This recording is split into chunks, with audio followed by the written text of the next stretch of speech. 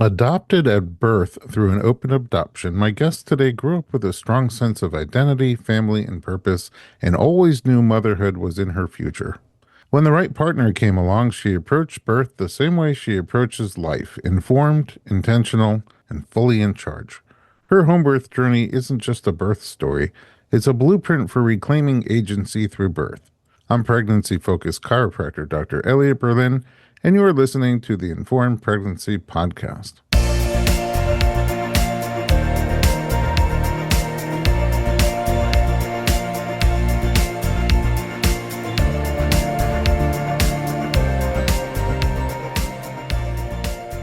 Jenna Konrady, welcome to the podcast. Thank you for having me. I am so honored to have you. I love talking to you. I had the honor of working with you during your pregnancy. Look forward to every visit because you're a pure joy to talk to, and I learn something from you every time I talk to you as well. And I'm excited to talk about your birth, and we're just going to have to start at the beginning, though. You grew up in Sherman Oaks, California. I sure did. Take us back to your early family life. Let's see. So I was adopted at birth. My parents felt very strongly about doing an open adoption, and they found a woman who also felt the same way, thankfully. I feel like not everybody knows what an open adoption is. So an open adoption is basically where you continue communication, or at the very least, you know where you came from. You have some type of at least photos, some knowledge of your birth family. Okay, so your birth parents wanted an open adoption and your adoptive parents wanted an open adoption. Correct. So I grew up every year, at least once or a couple times a year, we'd go out and visit my siblings and my birth mom. It was a very natural thing. I had no real questions about it because it was just part of how life was. You know, my adoptive mom's tummy didn't work for pregnancy, so I was meant to be her child, but I was grown in a different tummy. That makes so much sense the way you say it. And then you say siblings, but are these biological siblings or other adoptive siblings? I'm actually one of 8 biological siblings. Oh, wow. But raised in my adoptive family as an only child. An only child with a gaggle of siblings. Only child with a gaggle of biological siblings. And then I also had 5 other girls that I was basically raised with, really close family friends. So it was a crazy, big family I was raised in. Wow. How do you pick a bridesmaid? I didn't actually. Okay. We did none of that. Yeah, okay. I see how that would be tricky.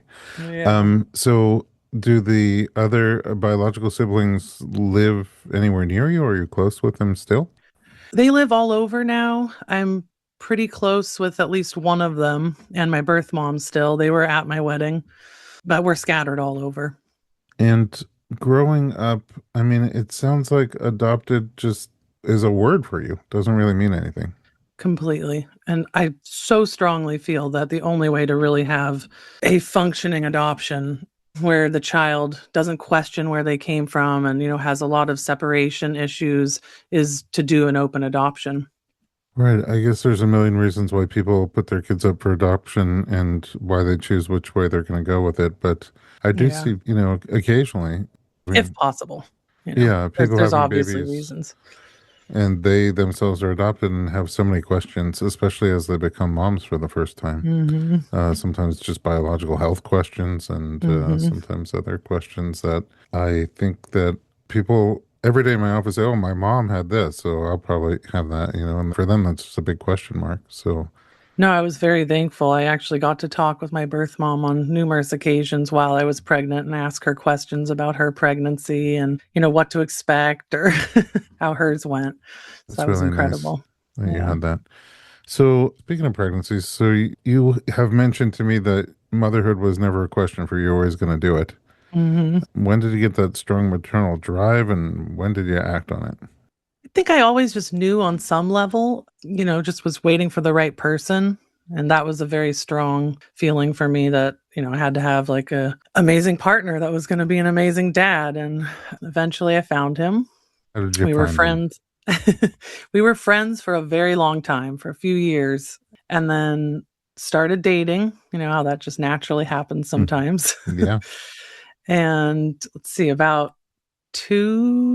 2.5 years ago, roughly, he proposed after almost 7 years of dating. Oh, wow. Okay, so a Yeah. bunch of friendship, then a bunch of dating, Yes. then a proposal. Then then we were backpacking across Catalina and he popped the question. Oh, how sweet. Yeah, it was awesome. And you popped the answer.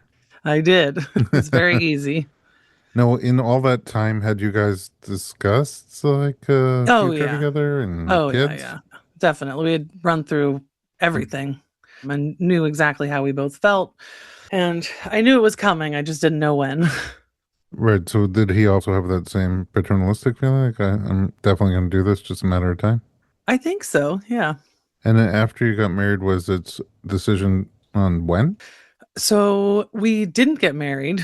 After we got engaged, a few months later, we just decided to stop using contraception. And fairly quickly, actually, really quickly, right after that, we got pregnant. And shortly after that, 2 weeks after that, we found out two of our best friends were actually pregnant as well, No which way. was, yeah, which was incredible because I don't have any friends that have babies. So You it just was don't like, oh have my any goodness. friends. Yeah. Back to you. So yeah, we found out we were pregnant at the same time, which was incredible. And unfortunately, about 10 weeks later, we both miscarried, Oh, you're kidding. Wow. So which you were was, 10 weeks into the pregnancy or yeah, about that 10, 11 weeks, I think. that's, Yeah. They had put me on progesterone because my progesterone was low. And week 11, week 10 or 11, they did the ultrasound where they could actually, tell viability.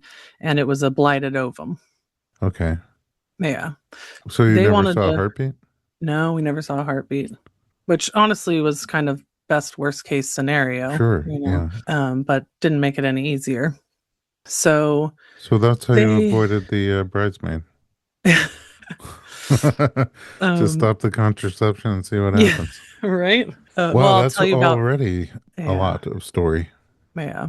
That's So already. they wanted to do a DNC or give me medication. I decided I wanted to go naturally because I was on the progesterone, so just stopping it would, likely cause the miscarriage to start, which it did, and I was not prepared for how brutal it was, physically and emotionally. It was like a little mini labor essentially that I went through. Wow. You mean Yeah. like contractions and Oh, full-blown contractions, heavy bleeding, wow. and then just emotionally really taxing, not only because you're losing your child, but I was not prepared at all for that. They had told me, oh, it's going to be like a light period, if anything. And it was a lot more than that. Hmm. I'm really sorry I had that experience. Thank you. It's hard. It's always hard. All right. Well, I know for sure you have a baby now. Yeah. um, let's take a little break. When we come back, we'll find out how you picked up the pieces and move forward. We'll be right back.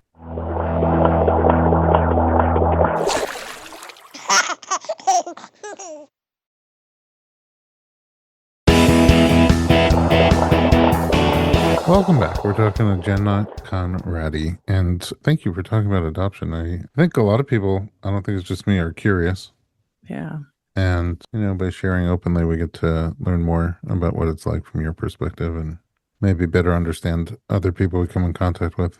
And also for sharing the miscarriage, because that is so common. And it sounds Yeah. like you did not think about it until it happened, Hmm. or plan for the possibility, or be prepared for what it would be like. Yeah.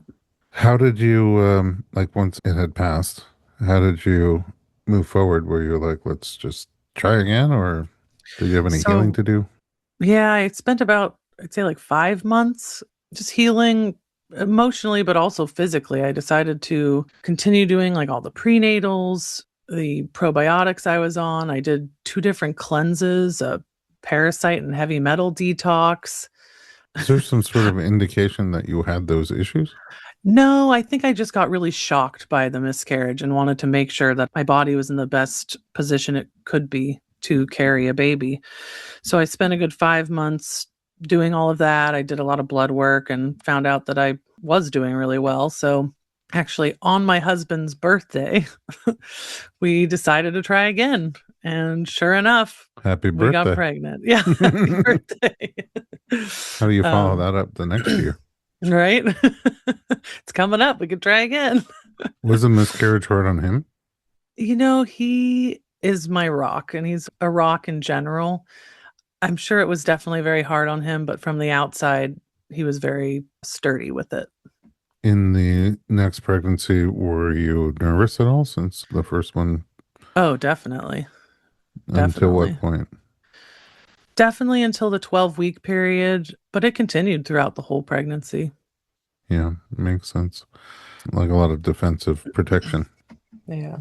So, did you always know or have a vision of what birth might look like for you, birth choices? Before the first pregnancy, I really wanted to have a home birth. And after the miscarriage, again, I think it just really shocked and scared me. So I decided to go the traditional route with an OBGYN and do a hospital birth and started off that way up until, oof, gosh, I don't know, I think almost like the 20-week mark. I stayed with him, but it continued to become more and more clear that our ideas about birth and how I wanted to give birth and how I wanted to be cared for, they did not align at all. So, In what um, ways? in what ways? Let's see. Pretty much everything. Uh, I wanted to give birth in a tub. That was not an option. I wanted to make sure he definitely wanted to induce me. He was very worried about gestational diabetes for me with my age and everything. And just a million different reasons that, he was going the very classical route. And I wanted the more personalized care that you can often get from a midwife. So, did you interview a bunch of midwives? So I think it was around 20 weeks. When do you get the gestational diabetes test? Anyway. It's a little further usually. Oh, yeah, yeah. Well, we were starting to talk about it because he was so worried. I came in and I brought up the fresh test. Have you heard of the fresh test? Yeah, Yeah. natural lemony goodness. Yeah, yeah, but it's proven to work and be safe and be just as effective. So I brought that up that I wanted to use the fresh test, and we actually got into a screaming match. Oh, And really? yeah.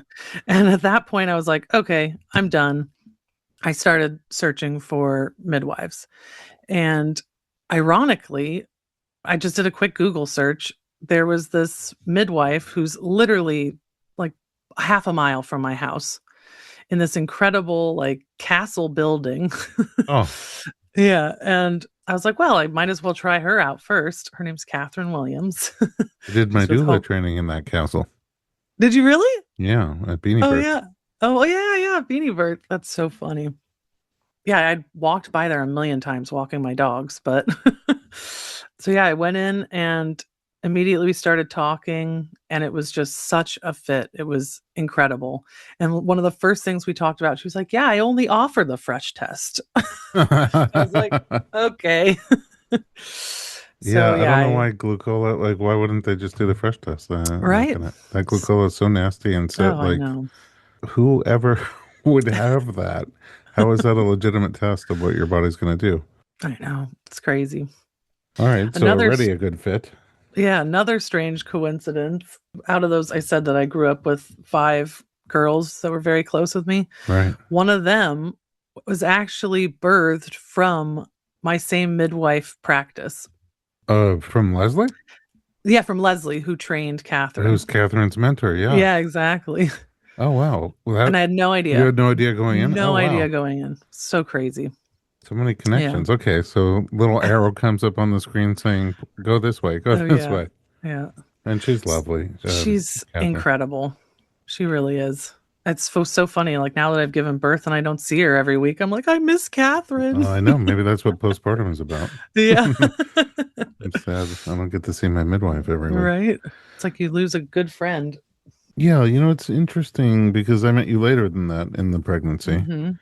And when I met you, and it only got stronger over time, I was so impressed.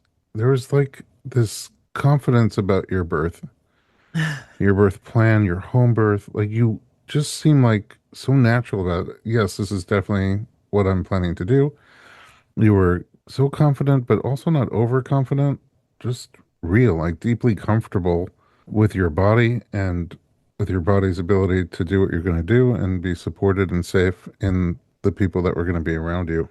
And I think it's a balance that I don't see all the time. I see some people Wow. super overconfident, like set up a party box with different hats and things, like it's going to be a giant party. That's happened. And other people who are just have no confidence at all in their ability to give birth. You just have this really cool mix. And that's one of the reasons I loved seeing you regularly is just Oh, like it was cool to be around that oh, energy that thank you were you. giving off. I felt very confident in the woman's body's capability, but also I did surrender to the possibility that, I could have to transfer or, and anything that will make it safe for my baby, I was happy to accommodate. Yeah, and I mean that's all part of being real about it. hmm Home birth is safe because if pink flags come up or things happen that would be better off in the hospital, then you don't sit around waiting to see how that's going to turn out. You go to the hospital. Exactly. And the midwives are so trained to know, if there is any complication, how early to go, when to go. And they're so prepared with all of their training and everything that they bring for any minor thing. I felt completely safe doing a home birth. Well, now I'm curious how it all went down. But let's take one more break and we come back and jump into your birth story. We'll be right back. Awesome.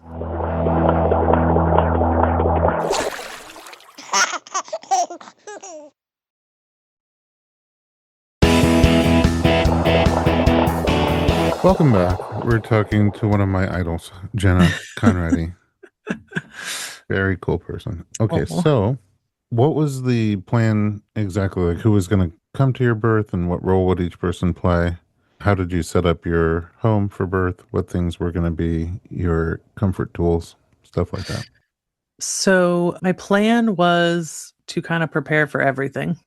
I thought I would probably want a water birth. So we had a tub. I had a birthing sling thing that you hang from the door.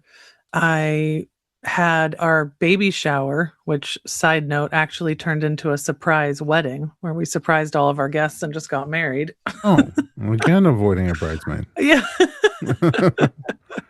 That's um, cool. yeah, it was really fun. But I had all of our guests write me really sweet, just birthing intentions on these little note cards. And I had those hanging with a few ultrasounds that we had, the pictures from that. Nice mood lighting. And we had thought we were probably going to invite both of our mothers and obviously the midwives. But we were just kind of, leaving it up to the moment and seeing how we felt in the moment with everything. Okay. And also animals. Oh, yes. A very strong feeling I had was I needed my doggy doulas there.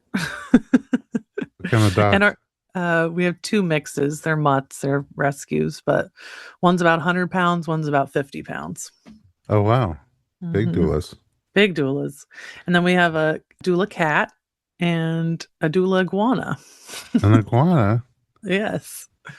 What's it like even having an iguana? Oh, she's amazing. She's actually free range. She doesn't have a cage. She just has a little perch in the corner she mostly stays on, but she does have free roam of the house. So she was part of the birth, which was awesome. I'm so intrigued. Does she respond when you call her? She does not, but she does come Neither down do and my just kids. Okay, so she is free range of the house, and the dog and the cat, how do they interact with her? Yeah, they all get along. It's amazing. We also have 4 chickens in the back that everyone's a big happy family. Oh, okay. So two doggy doulas, one kitty doula, and one iguana doula. hmm And are they sometimes the animals get anxious when you're in labor? Were they? So we had, not at all. I'll explain to you why in a second. So, should I just start at the beginning of the birth? Sure, go for it. Okay. Just to back up a tiny bit, when we got pregnant the second time, we actually found out that the same couple, it's our best friends, also got pregnant 6 Shut weeks up. later. There's Yeah. no. Oh my goodness. Yeah. Okay. Bizarre coincidence, right? And what they were also both girls. Oh wow. Yeah. Okay. So, They have a surprise wedding. They were already married. they were already married. All right. But I think it was a few days after my due date. Unfortunately, my friend ended up needing to be induced early. So she was due 6 weeks after me, but she had complications and ended up needing to be induced early. So I decided to start pumping for colostrum in Oh, case her daughter needed it since she wow. was being induced so early. And I think that's what started Labor. my labor, Uh-huh. I mean, it does release unbeknownst to me. oxytocin. Yeah. So on a Sunday, after I think it was Saturday, I started pumping. Sunday, we decided, hey, I'm still really early. Like, first time mom, I thought I was going to go late, late. I don't know why, but I was sure I was going to go late, late. I still had appointments set up with you. I know it was sad you went early, early. I know I missed you. Anyway, so Sunday, we decided to go to the beach. We were like, oh, it's a beautiful day. Had no signs of labor. We decided to drive up to Santa Barbara, which is about an hour and a half from us, no traffic, and take our dogs to our favorite dog beach. So we started the journey, and as we were driving up, I was having some like mild cramping, but I really didn't think anything of it. I was like, oh, you can have mild cramping at any point, right? It could still be weeks away.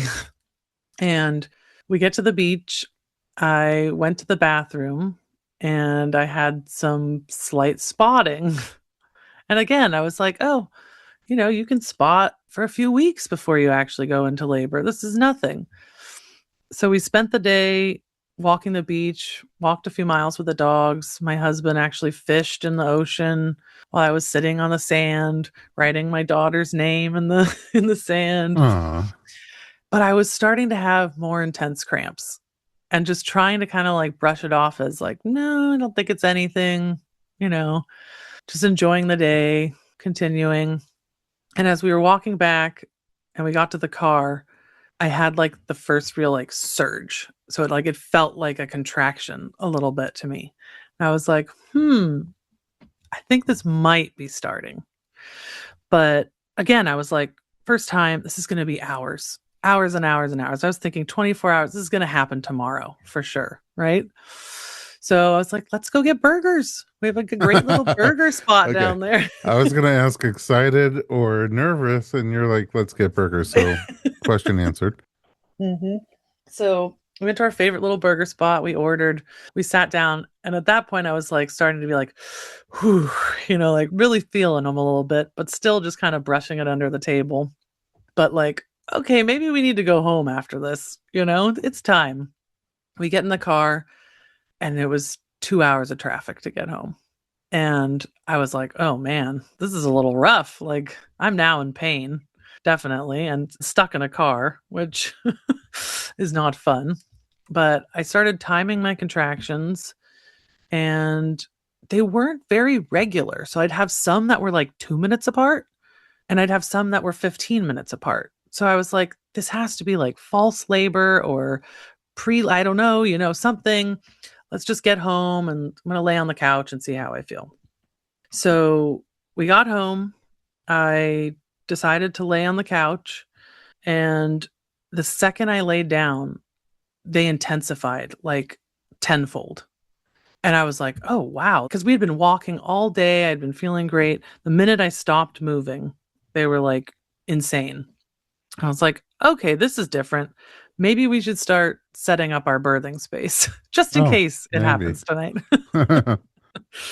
So my husband blew up the birthing tub, and I was hanging all my little intentions and kind of walking around and laboring and going and laboring on the toilet. That was really helpful for me.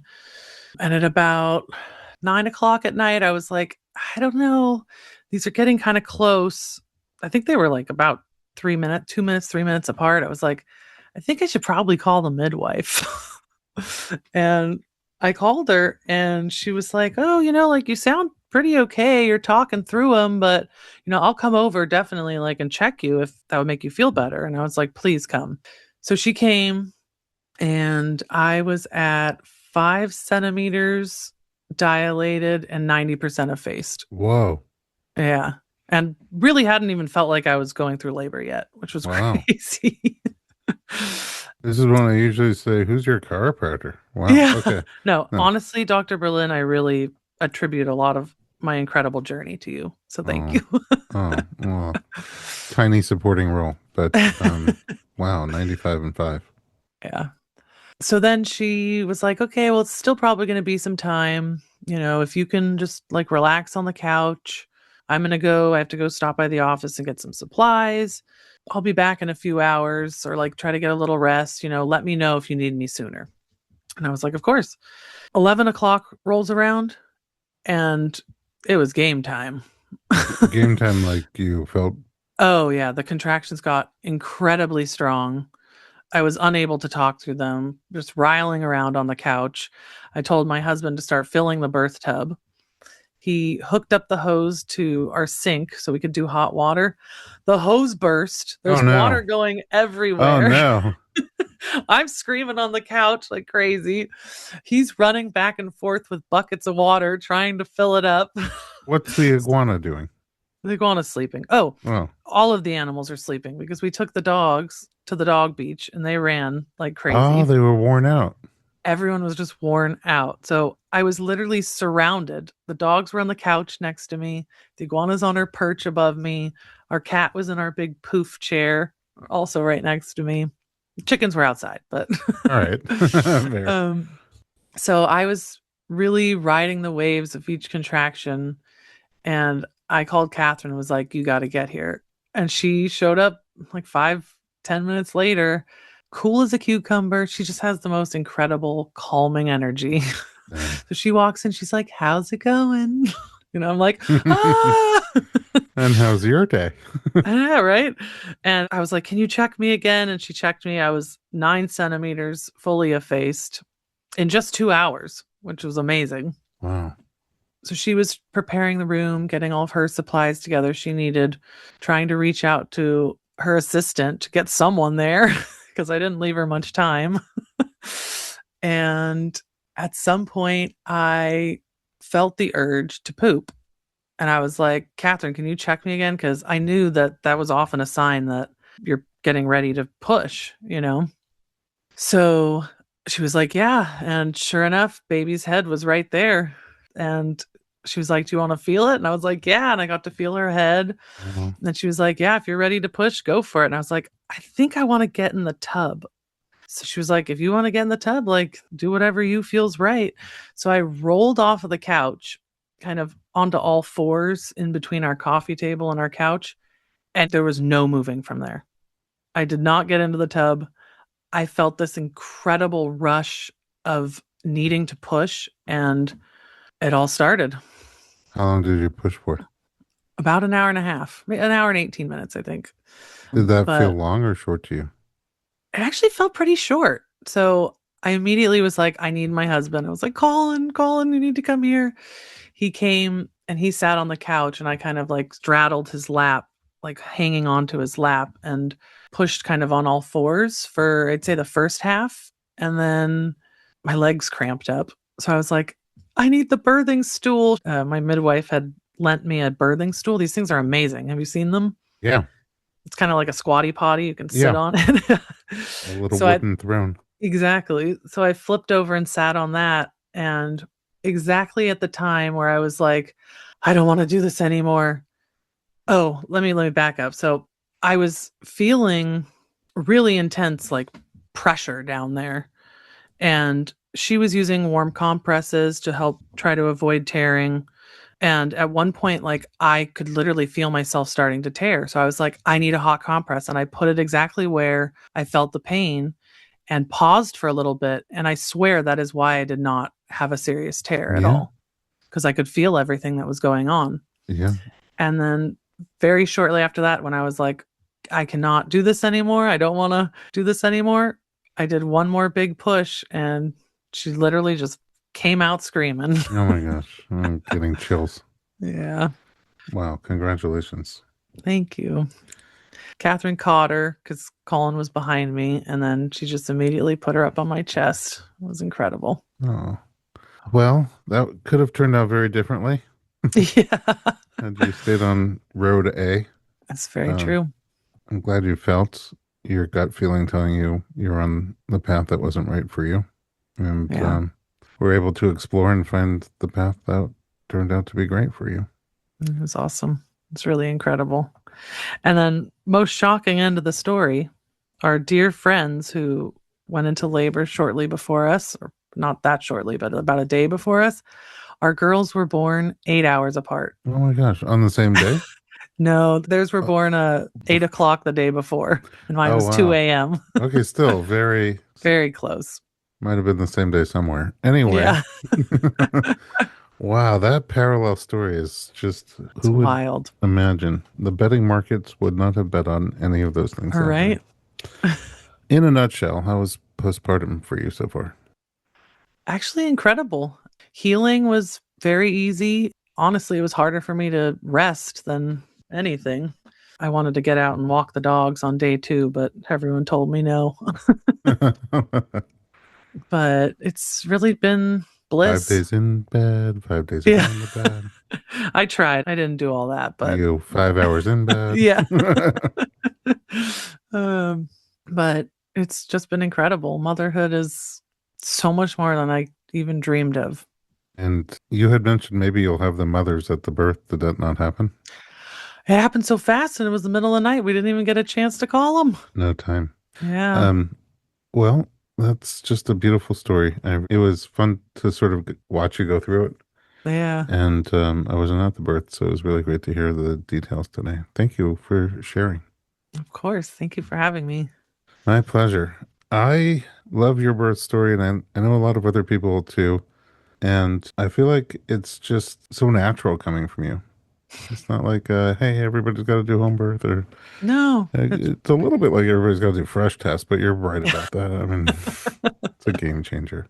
Jenna, thank you for joining me at home. Thanks for listening to the Informed Pregnancy Podcast. For more pregnancy and parenting information just like this, visit us online at informedpregnancy.com.